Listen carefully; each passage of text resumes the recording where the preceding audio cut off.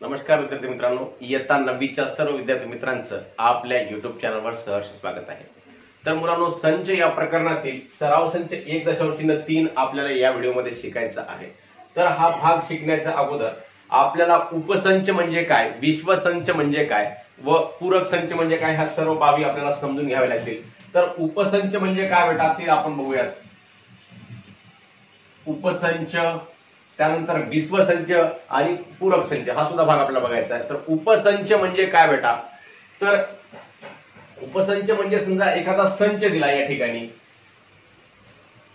ए बरोबर संच दिला आणि याच्यामध्ये संख्या दिला 1 2 3 4 5 6 7 8 आणि दुसरा एक संच दिला बी बरोबर आहे, याच्यामध्ये संख्या दिल्या 2 3 5।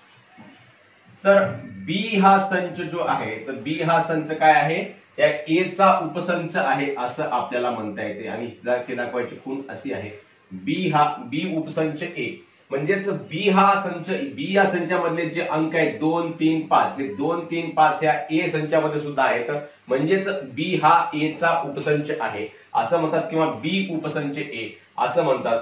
अतिशय सोपी बाब आहे। तसंच समजा ए मध्ये काही अक्षर आहेत, ए ई आय ओ यू असे काही अक्षर आहेत, आणि बी मध्ये अक्षर आहेत ए ई ओ। आता यामध्ये सुद्धा बी मधले जे ए ई ओ हे अक्षर आहेत ते ए ई ओ ए या संचामध्ये आहेत, म्हणून याला म्हणायचं बी उपसंच ए। आता समजा याच संचामध्ये समजा ए ई आणि एफ दिलं बेटा, मग एफ वरच्या संचामध्ये आहे का, तर एफ वरच्या संचामध्ये नाही, मग अशा वेळेस बी हा ए चा उपसंच होईल का, तर होणार नाही। अशा प्रकारचा भाग आपण समजून घेतला पाहिजे। म्हणजे जेव्हा या संचामधले सर्व घटक वरच्या संचामध्ये असतात, जेव्हा एखाद्या संचामधले सर्व घटक दुसऱ्या संचामध्ये असतात, तेव्हा त्या संचाला दुसऱ्या संचाचं काय म्हणायचं, उपसंच असं म्हणायचं बेटा। अतिशय सोपी बाब आहे, अशा प्रकारचा भाग आपण समजून घ्यावा उपसंच। तशाच प्रकारे विश्वसंच,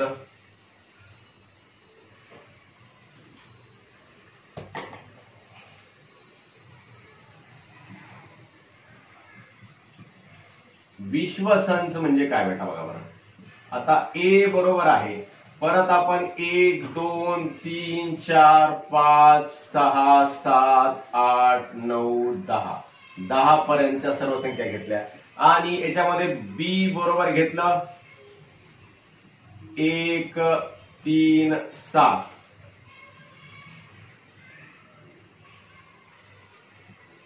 1 3 5 7 9 घेतलं बी बरोबर, आणि सी बरोबर घेतलं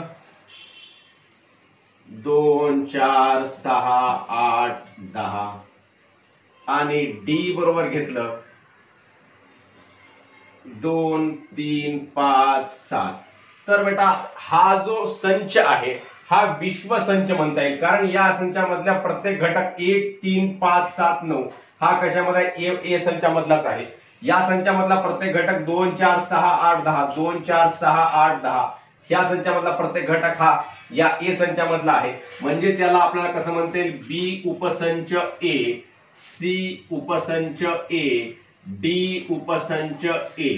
म्हणजेच हे सर्व घटक ए या विश्वसंचामधले आहेत। मग ए काय आहे, या सर्व संचांचा विश्वसंच आहे। विश्वसंच हा यू या अक्षराने दाखवतात, युनिव्हर्सल सेट म्हणजेच विश्वसंच या यू या अक्षराने दाखवतात यू। मग याला म्हणायचं विश्वसंच, म्हणजेच या विश्वसंचामधला प्रत्येक घटक दुसऱ्या इतर घटकामध्ये असेल तर या संचाला म्हणायचं विश्वसंच। आणि हे आपल्याला हे बी उपसंच ए, सी उपसंच ए, डी उपसंच ए अशा प्रकारे सुद्धा याला दाखवता येते। मग अशा प्रकारच्या संचाला म्हणायचं विश्वसंच असं म्हणतात। तर यावर आधारित आपण आता या ठिकाणी उदाहरणं बघायची आहेत बेटा।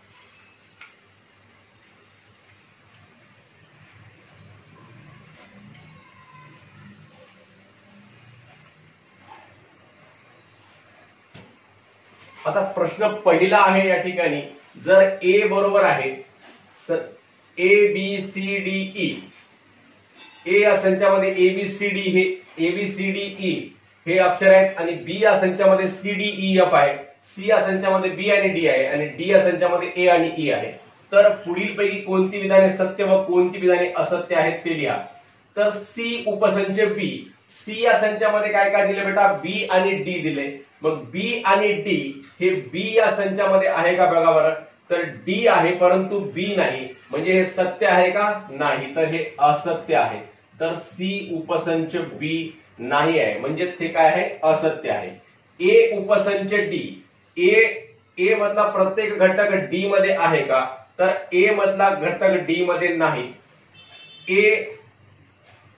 ए आणि ई आहे परंतु बी सी डी हे डी मध्ये नाही, म्हणून हे कसं आहे, हे सुद्धा असत्य आहे. या ठिकाणी डी उपसंच ए राहू शकला असता, डी उपसंच ए राहू शकला असता, परंतु ए उपसंच डी नाही, कारण डी मधला प्रत्येक घटक ए मध्ये आहे परंतु ए मधला प्रत्येक घटक डी मध्ये नाही, म्हणून ए उपसंच डी म्हणता येणार नाही. ए उपसंच डी दिले ना आपल्याला, आपण बघून घेऊ. ए उपसंच डी नाही आहे. डी उपसंच बी, मग डी उपसंच बी आहे का, डी मध्ये काय आहे, ए आणि ई आहे, जे बी मध्ये आहे का, तर बी मध्ये नाही, मग हे सुद्धा काय आहे, डी उपसंच बी, ए आणि ई, याच्यामध्ये ई आहे परंतु ए नाही आहे, मग हे सुद्धा कसं आहे बेटा, तर असत्यच आहे. डी उपसंच ए, आता डी उपसंच ए तुम्हाला आताच सांगितलं, म्हणजे डी मधला प्रत्येक घटक ए मध्ये आहे, म्हणून हे कसं आहे, सत्य आहे. डी उपसंच ए सत्य आहे. बी उपसंच A, C D E F, C D E आहे परंतु एफ नाही याच्यामध्ये, मग हे सुद्धा काय आहे, असत्य आहे बेटा, हे सुद्धा असत्य आहे. बी उपसंच ए नाही आहे. सी उपसंच ए, सी मध्ये काय आहे, बी आणि डी दिलेला आहे, सी मध्ये बी आणि डी आहे आणि ए मध्ये बी आणि डी आहे याच्यामध्ये सुद्धा, म्हणजेच हे काय आहे, सत्य आहे. सी उपसंच ए आहे. अशा प्रकारचा हा भाग आहे. उपसंच म्हणजे त्या संचामधलेच घटक जर दुसऱ्या संचामध्ये असतील तर अशा प्रकारच्या संचाला म्हणायचं उपसंच. जसं इथं सी उपसंच ए आहे, म्हणजे सी मधला प्रत्येक घटक ए मधलाच घटक आहे, म्हणून याला सी उपसंच ए असं म्हणलेलं आहे. अतिशय सोपा प्रश्न आहे, आपणा सर्वांना निश्चित समजला असेल. तर दुसरा प्रश्न आहे, 1 ते 20 मधील नैसर्गिक संख्यांचा विश्वसंच घेऊन, आता नैसर्गिक संख्यांचा विश्वसंच घ्यायचा 1 ते 20 मधला, एक्स आणि वाय वेन आकृतीने दाखवायचा आहे. मग आता आपण काय करू बेटा, अगोदर नैसर्गिक संख्याचा विश्वसंच घ्यायचा. विश्वसंच यू या अक्षराने दाखवतात. यू बरोबर आहे 1 ते 20, 1 2 3 4 5 6 7 8 9 10 11 12 13 14 15 16 17 18 19 आणि 20. तर अशा प्रकारे आपण 1 ते 20 पर्यंतचा विश्वसंच घेतलेला आहे. या ठिकाणी याला आपण वाटल्यास मोठा बहिरेपिकन्स करून घेऊ. मग 1 ते 20 पर्यंतचा हा विश्वसंच घेतला. एक्स आणि वाय वेन आकृतीने दाखवता. एक्स संचामध्ये काय सांगितलं या ठिकाणी बघा बरं बेटा, एक्स बरोबर आहे, एक्स हा असा एक्सचा संच आहे की एक्स या संचातील घटक एक्स असा आहे की एक्स हा काय आहे, नैसर्गिक संख्येचा घटक आहे. नैसर्गिक संख्येचा घटक आहे म्हणजेच नैसर्गिक संख्या आहे एक्स, आणि 7 पेक्षा एक्स मोठा आहे आणि 15 पेक्षा एक्स कसा आहे, लहान आहे. म्हणजे 7च्या पुढची संख्या आपल्याला या ठिकाणी लिहायची आहे. 7 पेक्षा मोठा एक्स असलेला कोणती किंमत होऊ शकते, 8 9 10 11 12 13 आणि 14 पर्यंत येते बेटा. कारण 15 पेक्षा लहान म्हणून सांगितलेलं आहे. एक्स हा संच असा आहे की यामधील घटक एक्स हा एक्स कसा आहे, एक्स हा एनचा घटक आहे, म्हणजे एक्स हा एनचा घटक आहे आणि 7 पेक्षा मोठा आहे एक्स आणि त्याच्यापेक्षा 15 पेक्षा कसा आहे, लहान आहे. मग हे 8 9 10 11 12 13 14 हे अशा प्रकारे आपण एक्स या संचामध्ये लिहू शकतो. आणि वाय या संचामध्ये काय लिहू शकतो बेटा, वाय या संचातील घटक वाय असा आहे की वाय हा नैसर्गिक संख्येचा घटक आहे, नैसर्गिक संख्येचा घटक आहे आणि वाय ही 1 ते 20 मधील मूळ संख्या आहे. आता 1 ते 20 मधल्या मूळ संख्या कोणत्या कोणत्या बेटा, 2 3 5 7 या सगळ्या मूळ संख्या लिहायच्या. 2 3 5 7, 7च्या नंतर 11, 11च्या नंतर 13, 13च्या नंतर 17 आणि 17च्या नंतर 19 एवढ्या मूळ संख्या आहेत. तर आपल्याला हे सर्व आपल्याला वेन आकृतीने दाखवायचं आहे. मग वेन आकृती दाखवण्यासाठी, वेन आकृती काढण्यासाठी काय करतात, या ठिकाणी आयताचा वापर करतात बेटा. मग अशा प्रकारे आयत काढायचा अगोदर आणि या आयतामध्ये विश्वसंच दाखवायचा. म्हणजेच हे काय आहे विश्वसंच यू. विश्वसंच यू मध्ये कोणते कोणते अंक आहेत त्या ठिकाणी 1 2 3 4 पासून ते 20 पर्यंतचे. आणि या 20 पर्यंतच्या अंकामध्ये कोणते कोणते अंक या दोन्ही एक्स मध्ये आणि वाय मध्ये दोन्ही मध्ये जे अंकांची पुनरावृत्ती झालेली आहे एक्स मध्ये आणि वाय मध्ये कोणते कोणते आहे 11 आहे या ठिकाणी. 8 नाही, खाली 9 नाही, 10 नाही, 11 आहे आणि नंतर 13 आहे. म्हणजे 11 आणि 13 हे दोन अंक समान कायम आहेत. दोन अंक कॉमन आहेत दोन्हीमध्ये एक्स मध्ये आणि वाय मध्ये दोन्ही संचामध्ये 11 आणि 13 हे दोन अंक कसे आहेत कॉमन आहेत, सामान्य आहेत. मग या दोन अंकांना सामावून घेण्यासाठी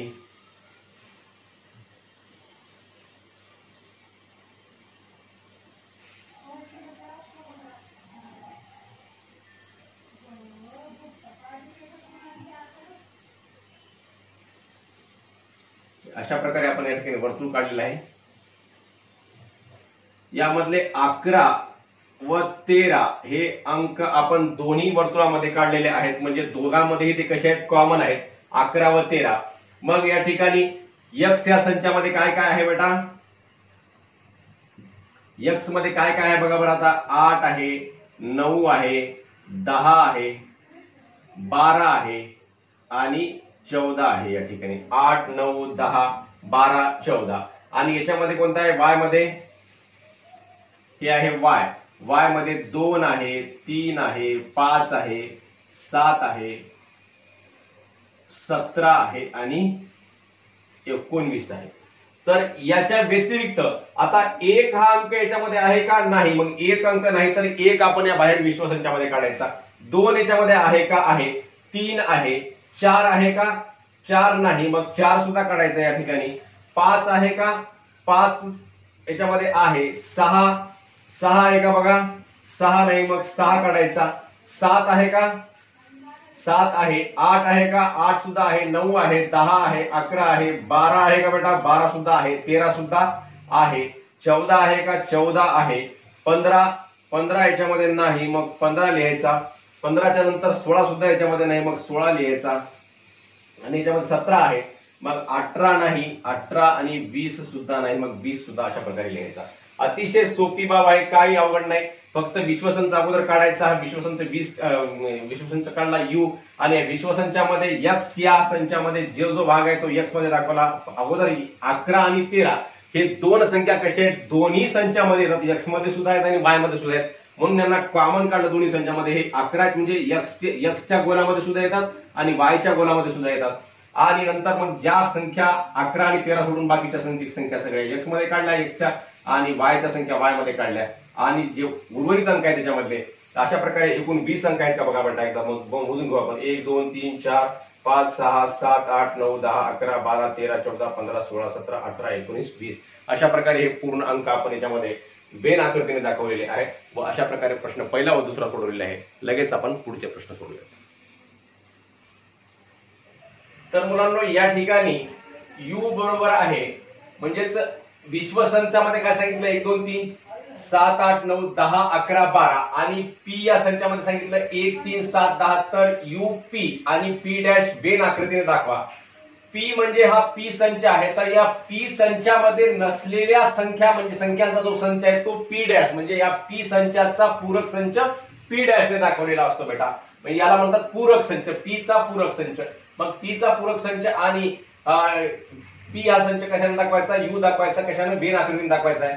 मग या वेन आकृती आपण सहसा याच्याने काढत असतो. आयतान दाखवत असतो वेन आकृती. विश्वसंच आयतान दाखवत असतो. मग याला विश्वसंच नाव देऊयात यू. यू मध्ये कोणकोणते अंक आहेत? 1 2 3. याच्यामधल्या पी मध्ये काय? 1 3 7 10. मग या ठिकाणी पी काढूयात अगोदर. पी मध्ये काय दाखवायचं आपल्याला? 1 3 7 आणि 10 हे अंक दाखवायचे. आणि मग या यू मधले याच्यामध्ये जे जे अंक नाहीत या पी मध्ये ते अंक आपल्याला या ठिकाणी पी डॅश मध्ये दाखवायचे आहेत बेटा. मग 1 इथं आहे तर 2 आपल्याला इकडे घ्यावं लागेल. 3 आहे तर 7 घेऊयात आपण या ठिकाणी. सॉरी 7 सुद्धा आहे. 3 आहे 7 आहे. मग इथं 8 घेऊयात. 9 घेऊयात.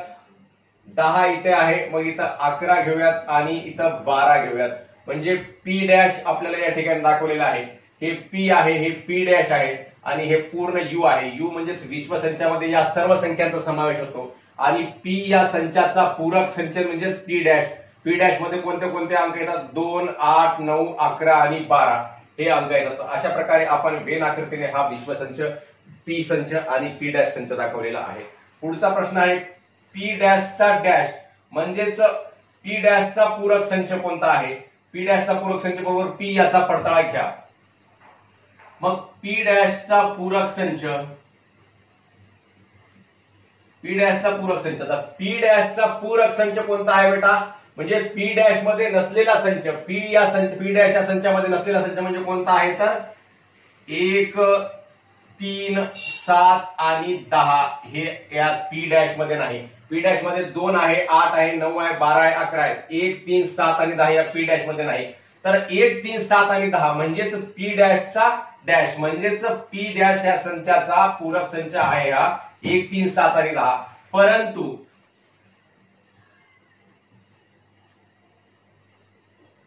पी बरोबर आहे हे याची किंमत कोणती आहे? 1, 3, 7 आणि 10 कोणता संच आहे? हा पूरक संच आहे. म्हणजेच 1, 3, 7 आणि 10 हा पी संच आहे. म्हणून पी डॅशचा डॅश बरोबर आहे पी संच. म्हणजेच पी डॅशचा पूरक संच बरोबर आहे पी संच. अशा प्रकारे आपण याचा पडताळा घेतलेला आहे. तर पुढचा प्रश्न आहे बेटा, जर ए बरोबर आहे 1, 3, 2, 7 तर ए या संचाचे कोणतेही 3 उपसंच लिहा. आता हा ए संच आहे बेटा, या ए संचापासून उपसंच आपल्याला कोणतेही 3 घेता येतील. 3, 4, 5 कितीही आपण घेऊ शकतो. याच्यामधले कोणतेही 2 संख्या लिहा किंवा 3 संख्या लिहा. 1, 2, 3. सी बरोबर आहे 2, 3, 7. डी बरोबर आहे 1, 2, 7. ई बरोबर आहे 2, 7, 3. 2, 7 असं दोन संख्या सुद्धा आपण घेऊ शकतो याच्यामध्ये.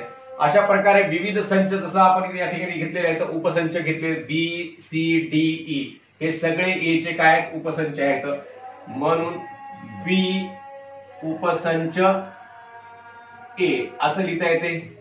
म्हणून सी उपसंच ए, म्हणून डी उपसंच ए असं लिहिता येते. म्हणून ई उपसंच ए. अशा प्रकारे आपल्याला लिहिता येते. म्हणजे हे सर्व संच काय आहेत? ए या संचाचे उपसंच आहेत. अशा प्रकारे आपण या ठिकाणी प्रश्न 3रा व 4था सोडवलेला आहे. अतिशय सोपे प्रश्न आहेत. आता लगेच आपण प्रश्न 5वा व 6वा सोडूयात.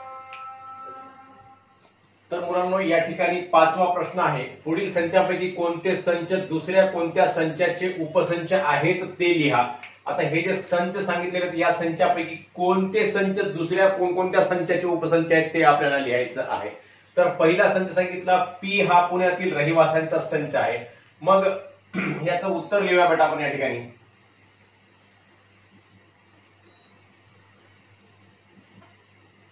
एकचं बघा उत्तर या ठिकाणी पहिल्या प्रश्नाचं, पी हा पुण्यातील रहिवाशांचा संच आहे.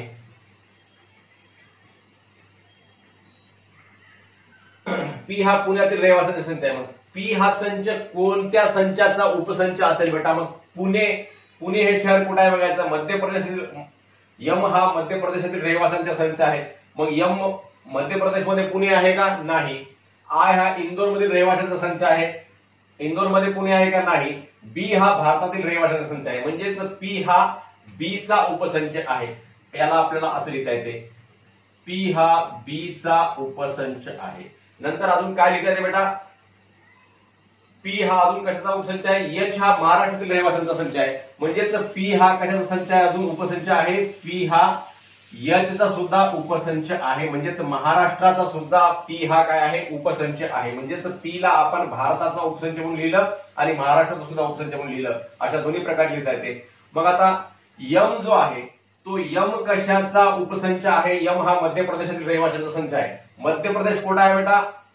इंदोर मध्ये आहे का? नाही. पुण्यामध्ये आहे का? नाही. भारतामध्ये आहे.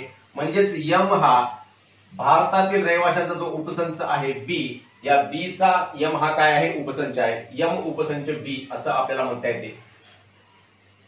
मध्य प्रदेश हा महाराष्ट्रातील रहिवाशांचा संच आहे, याचा उपसंच होईल का, नाही. तर आय हा इंदोर मधील रहिवाशांचा संच आहे. मग इंदोर मधील रहिवाशांचा संच आय आहे आणि इंदोर हे मध्य प्रदेशामध्ये आहे बेटा, हे आपल्याला माहित पाहिजे. मग आय हा यम चा उपसंच आहे असं आपल्याला लिहिता येते या ठिकाणी. आय हा यम चा उपसंच आहे म्हणजेच मध्य प्रदेशचा उपसंच आहे. तसंच आय हा भारताचा सुद्धा उपसंच आहे म्हणजेच इंदोर हे शहर भारतामध्ये आहे म्हणून आय हा भारताचा सुद्धा उपसंच आहे असंही म्हणता येते आपल्याला. तशाच प्रकारे आयचं झालं. आता भारतातील रहिवाशांचा संच हे हा कशाचाही या ठिकाणी उपसंच नाही दिलेल्या या उदाहरणापैकी. मग आता शेवटी काय सांगितलं, यच हा महाराष्ट्रातील रहिवाशांचा संच आहे. महाराष्ट्र हे सुद्धा कशामध्ये आहे, भारतामध्ये आहे. मग याला सुद्धा आपल्याला असं लिहिता येते, यच हा काय आहे, भारतातील रहिवाशांचा संच आहे, याचा उपसंच आहे. म्हणजेच महाराष्ट्र हे भारताचा उपसंच आहे म्हणजे यच उपसंच बी असंही लिहिता येते. अशा प्रकारे आपण कोणकोणते संच दुसऱ्या संचाचे उपसंच आहेत आपण लिहिलेले आहे. 1 2 3 4 5 6 अशा प्रकारे लिहिलेले आहेत उदाहरण. तर दुसऱ्या प्रश्नाचं उत्तर काय बेटा, वरीलपैकी कोणता संच या उदाहरणात विश्वसंच म्हणून घेता येईल. तर या उदाहरणामध्ये प्रत्येक जो आपण या ठिकाणी पी लिहिला, पी उपसंच बी चा आहे, पी उपसंच एच चा आहे या ठिकाणी. मग ह्या प्रत्येक उदाहरणामध्ये हे सर्व जे भाग आहे ते प्रत्येक भाग आपल्या भारतामध्येच आहे. भारतामधले सगळं पुणे आहे भारतामध्ये, मध्य प्रदेश आहे, इंदोर आहे, महाराष्ट्र आहे, हे सर्व भारतामध्ये आहे. म्हणून या सर्व संचामध्ये आपल्याला वरीलपैकी कोणता संच या उदाहरणात विश्वसंच म्हणून घेता येईल. तर वरीलपैकी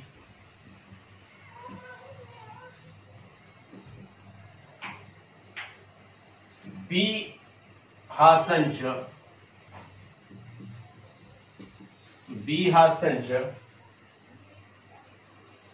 या उदाहरणात विश्वसंच म्हणून घेता येईल. या उदाहरणात विश्वसंच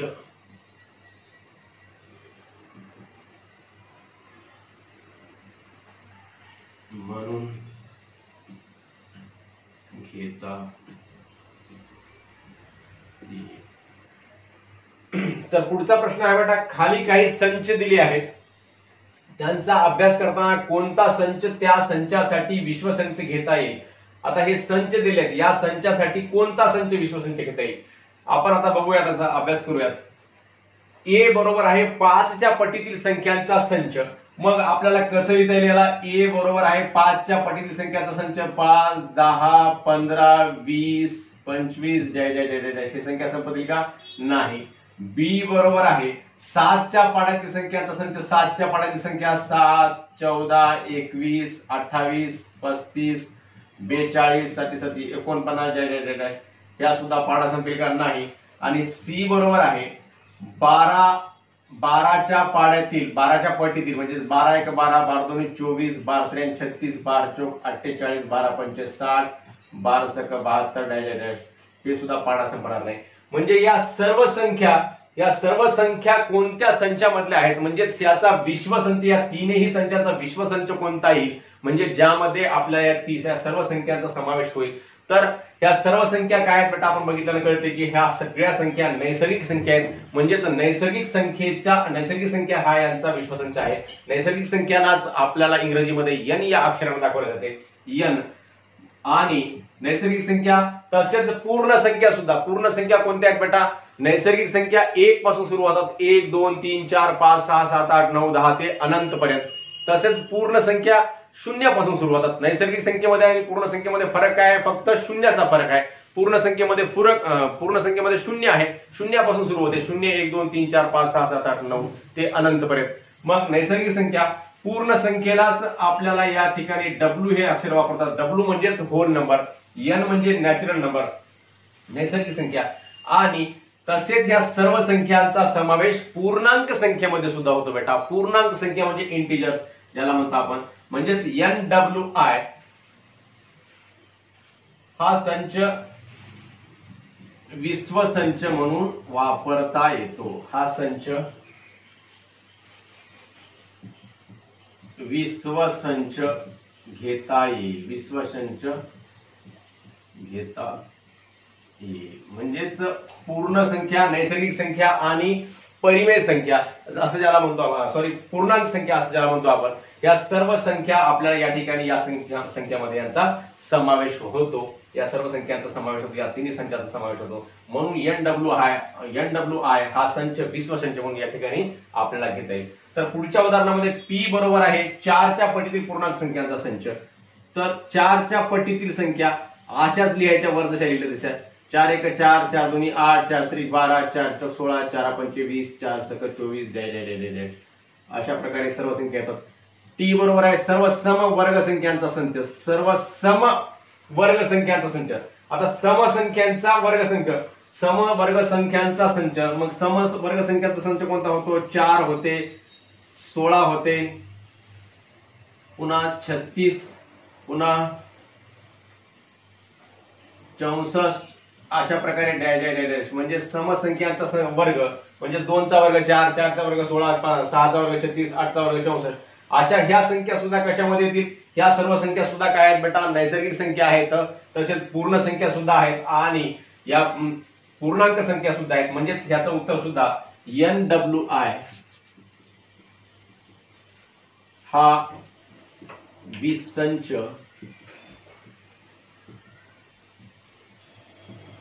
विश्वसंच म्हणून घेता येईल. म्हणजेच NWI म्हणजे नैसर्गिक संख्यांचा संच, पूर्ण संख्यांचा संच आणि पूर्णांक संख्यांचा संच, हा सर्व संच याच्यामध्ये आपल्याला विश्वसंच म्हणून घेता येईल. अशा प्रकारे आपण हे 6 प्रश्न सोडवले आहेत बेटा. आणि 7वा प्रश्न आपल्याला सांगितलेला आहे. काय सांगितलं बघा बरं. वर्गातील सर्व विद्यार्थ्यांचा संच हा विश्वसंच मानून गणितात 50% किंवा त्यापेक्षा अधिक गुण मिळवणाऱ्या विद्यार्थ्यांचा संच ए मानला तर ए चा पूरक संच लिहा. 50% पेक्षा जास्त गुण घेणारे मुलं ए या संचामध्ये असतील. समजा तुमचा जो वर्ग आहे त्या वर्गामधला हा आपला कृतीयुक्त प्रश्न आहे. त्या वर्गामध्ये 50%च्या वर्ग ज्या मुलं आहेत त्यांचा आपण संच तयार करायचा आणि त्याचा पूरक संच कोणता? 50% पेक्षा कमी गुण घेणारे मुलं त्या पूरक संचामध्ये लिहिता येतील. अशा प्रकारे आपल्याला 7वा प्रश्न सोडवायचा आहे. तर अशा प्रकारे मुलांनो आपण सराव संच 1.3 सोडवलेला आहे. आपणा सर्वांना हा व्हिडिओ समजला असल्यास व आवडला असल्यास नक्की आपल्या मित्रांना शेअर करा व व्हिडिओवर लाईक्स व कमेंट सुद्धा अवश्य करा. धन्यवाद.